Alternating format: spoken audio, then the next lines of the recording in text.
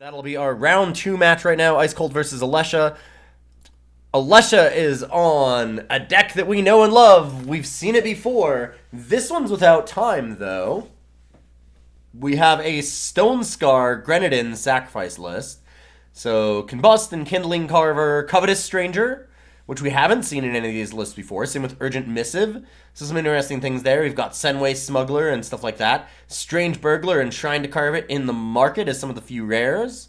And yeah, another couple of merchants as well with the Ixtons here as well, which is really, really cool. So we got those. And then, of course, IceKhold with Hero's Burden, a deck that we've seen before. Essentially a mono Justice list, but splashing, if you can believe it, a triple time card, Grodov's Burden, because you want all of your single faction units to have Exalted. And so you're trying to do it as Injustice, so that you can also do it with Kodosh's armor.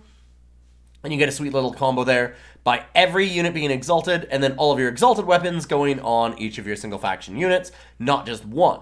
So you get some cool interactions there. And we're going to hop on over to the game. We're going to be watching Alesha from the start, because Alesha has not played in the tournament yet. We had a dropout from the tournament earlier, which was Lazy Minerva, so we've moved on from that round. And Alesha got the automatic win and move on. Perfect. All right, they're already ready to go. And I like this hand right away, starting with Kindling Carver. Carver, we've seen it again and again and again, is just maybe too powerful for this format. Like, Carver's been absolutely incredible. We did have one of the Carver sacrifice decks get eliminated in the losers brackets, but the other two that we've seen so far have made it very, very far. So we'll see if that continues, or if IceKhold's able to take it down with this mono Justice kind of synergy pile.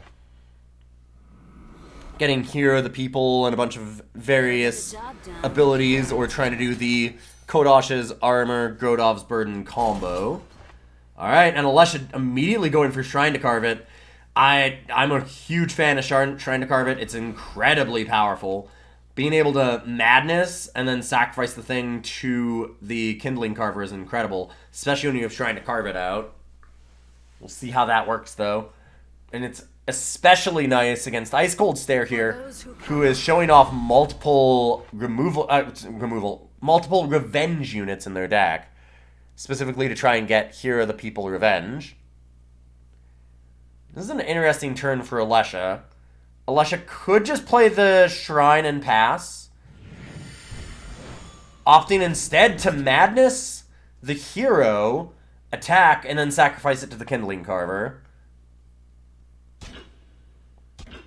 And we get a double block, which is, I think, great for Alesha. The revenge will still happen, but you stop the Exalted from being a factor, and that's great. Get rid of the Hero at the same time, and you've got a clean board. Oh, nice. A perfect 2-drop. Immediately able to slam a Covetous Stranger into play. And we've got the Shrine to Carve It, plus a Kato next turn if a power is drawn. And that starts to get really scary, because you can actually sacrifice the token of Kato here and just get in. You can also kind of do that now. You can play Shrine to Carve It and Urgent Missive, although that is a lot more aggressive. Yeah, and Alesha is just going to opt to attack first, get the Treasure Trove, maybe Kato Treasure Trove, maybe Carver first. Yeah. And there's the power that Alesha's been looking for. Now we'll get a Treasure Trove. I'm kind of surprised not to see the Shrine come down then, because I think it made sense to just throw the Shrine out there. And it's more expensive. You're going to want to be using it next turn. But, I mean, Alesha can still do it. Alesha's just going to be able to Shrine and Senways if they want. Maybe. Could also just Urgent Missive.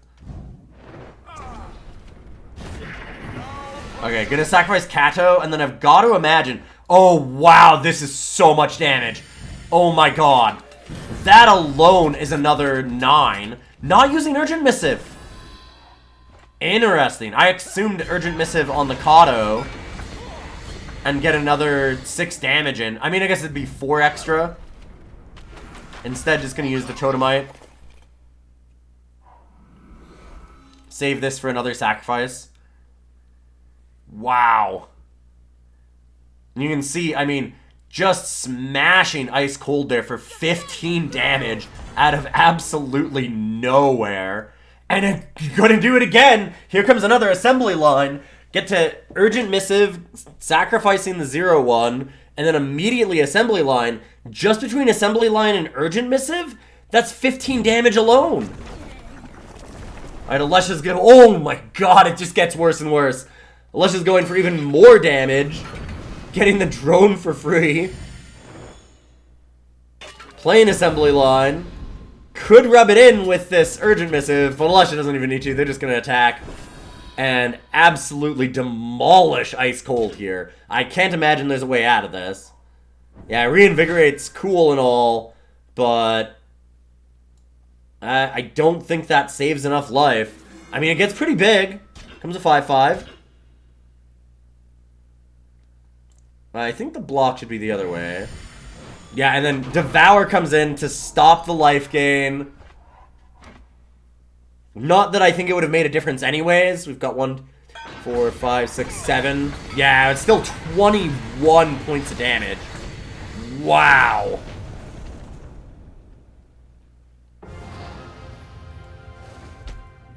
Really good start from Alesha.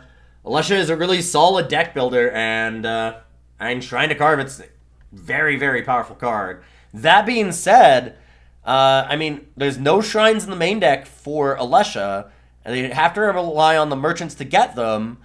They have 4 because they spent so many slots on it, but not having a lot of slots for rares does mean that it's not as consistent as it could be, right? A lot of the times if you went really hard for Shrine, you would have 3 in your main deck and like 1 in your market back before they made the changes to the market, or you might be able to play 8 merchants. Instead, just stuck with the 4. Gonna have to play Ixtant and Senways to try and get them, so that might be a factor here. They're not always gonna be able to get that Shrine right away. And we're gonna watch from the other side now, from Icekhold, and see if Icekhold can topple this deck. Ooh, rough first draw for Icekhold, although this one looks good. The big problem is Alesha going to let this hand have enough time to play the Hero of the People into the Unseen Commando, because that's really what it relies on.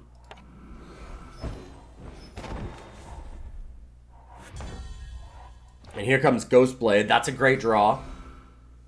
Is Icekhold going to play it before playing the hero? I think you would, because you have the commando. You can still give the hero a bunch of different abilities. Icekhold's thinking, though. Icekhold's gonna pass. Letting Alesha just kind of have free reign of the board for now. And gonna play this game really slow, trying to get that hero into Ghostblade plus Commando? Or are they gonna play Commando first and then try and drop both in the same turn? Nope, going right for the hero. Does Alesha have removal? Yes, Alesha has the torch. And that's a big beating for Icekhold, who like slow rolled this hand specifically to get that Hero of the People online, because Ghostblade Outcast could have been in play, stopping this Covetous Stranger from actually getting value off the treasure troves. And now Icekhold's stuck, kind of trying to play catch up here. 3 cards in hand versus Alesha's 7. Big thanks to that treasure trove there. Thank you for the host, Kalos. We're in the middle of a round for our big tournament. Our community Pauper tournament. Well, not quite Pauper. Middle class. Lower middle class, as we said. And we're going to get an attack here from Icekhold. And I've got to think Retribution's coming down on that 2-1 Stranger, stopping any of the treasure troves from happening. And Alesha's still a lot of cards up in hand, but this is a good turn for Icekhold. I think that they have to use that Retribution here, though. No! Leaving Covetous Stranger alone. Alright, deciding that maybe to hold on to it for a Carver. And here comes Madness. Oh, God. Does Alesha have the Devour? Or a Carver? I have to imagine she has something, otherwise this wouldn't happen.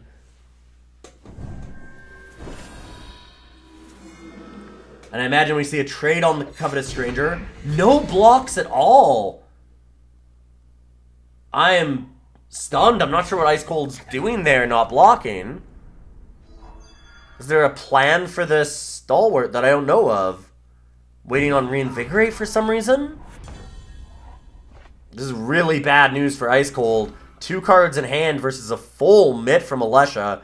And I'm honestly not really ahead on board either. Alright, so now Icekhold's attacking. Still not using Retribution. Maybe planning on the Reinvigorate? This Covetous Stranger's gotten a ton of value.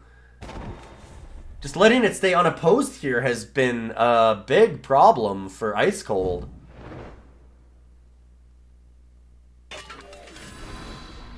It doesn't seem like much, but those treasure troves really do add up. Let's see what Icekhold decides to do when Alesha gets in here. Because I've got to think Alesha's getting in here. Or is Alesha smelling out a Reinvigorate? No, okay. They do get each other's deck lists. So they have an idea as to what the other person's playing. Icekhold's not doing anything. Icekhold's just taking this damage, just letting it happen. Now Icekhold has a hero. But Icekhold's going to need a lot more than just a 1-1 to get out of this.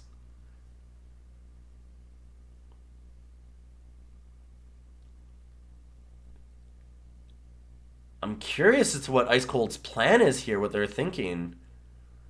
Okay, I like holding the Hero of the People, trying to draw another unit, because Icekhold's deck has a lot of units with various powers. If they just draw another unit, they can play the hero and something else. They have enough power to do that. And it's better than getting it torched here or something. Oh, wow, Alesha going right for the face with the torch. That just kind of says everything about this game right now. Alesha has gotten so much value off this Covetous Stranger that she doesn't even care to use the torch on that stalwart anymore. Ouch. And now finally Icekhold cashes that in. Maybe hoping to get it for the Hero of the People. Ooh, a power card is a really awkward draw here for Icekhold. Kato coming down with 6 units in the void and a Kindling Carver in play. It's getting really close to that 8/8 already.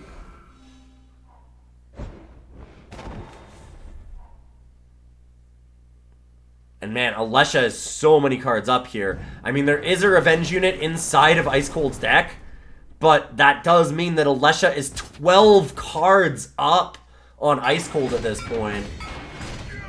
The value of Carver and Devour and the Madness and everything has just been incredible. And the Covetous Stranger has been no small part either. For those we finally see this hero come down because Icekhold has just been, well, ice cold. Their draw has not been helping them. And here comes the Madness. And that's gotta be the game. Oof. A huge beating. Tough game for Icekhold. Not drawing any units after that hero was hard. I think they needed to answer that Covetous Stranger a long time ago, and that might have made a difference, but their hand just wasn't amazing. They didn't get a lot of their fast, easy units, and facing down double Madness out of Alesha is really rough. I should totally mention terrible puns to Alesha. It's totally her weakness.